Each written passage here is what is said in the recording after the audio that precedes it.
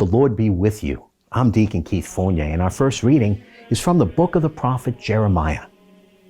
Look, the days are coming, Yahweh declares, when I shall make a new covenant with the house of Israel and the house of Judah, but not like the covenant I made with their ancestors, the day I took them by the hand to bring them out of Egypt, a covenant which they broke, even though I was their master, Yahweh declares.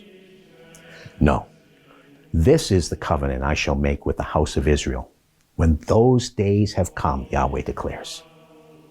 Within them I shall plant my law, writing it on their hearts. Then I shall be their God, and they will be my people. There will be no further need for everyone to teach neighbor or brother, saying, learn to know Yahweh. No, they will all know me, from the least to the greatest, Yahweh declares, since I shall forgive their guilt and never more call their sin to mind. And our response is taken from Psalm 51. For I am well aware of my offenses. My sin is constantly in mind. Against you, you alone I have sinned. I have done what you see to be wrong, that you may show your saving justice when you pass sentence, and your victory may appear when you give judgment. Give me back the joy of your salvation. Sustain in me a generous spirit. I shall teach the wicked your paths, and sinners will return to you. Deliver me from bloodshed, God, God of my salvation, and my tongue will acclaim your saving justice. Lord, open my lips, and my mouth will speak out your praise.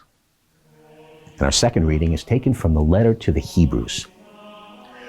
During his life on earth, he offered up prayer and entreaty with loud cries and with tears to the one who had the power to save him from death. And winning a hearing by his reverence, he learned obedience, son though he was, through his sufferings. When he had been perfected, he became for all who obey him the source of eternal salvation. And a reading from the Holy Gospel according to St. John. Among those who went up to worship at the festival were some Greeks. These approached Philip, who came from Bethsaida in Galilee, and put this request to him. Sir, we should like to see Jesus. Philip went to tell Andrew, and Andrew and Philip together went to tell Jesus. Jesus replied to them, now the hour has come for the Son of Man to be glorified. In all truth I tell you, unless a wheat grain falls into the earth and dies, it remains only a single grain. But if it dies, it yields a rich harvest. Anyone who loves his life loses it. Anyone who hates his life in this world will keep it for eternal life. Whoever serves me must follow me, and my servant will be with me wherever I am. If anyone serves me, my Father will honor him. Now my soul is troubled. What shall I say? Father, save me from this hour? But it is for this very reason that I have come to this hour. Father, glorify your name. A voice came from heaven. I have glorified it, and I will again glorify it. The crowd standing by who heard this said it was a clap of thunder. Others said it was an angel speaking to him. And Jesus answered, it was not for my sake that this voice came, but for yours.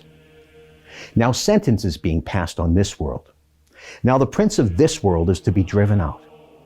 And when I am lifted up from the earth, I shall draw all people to myself. By these words, he indicated the kind of death he would die.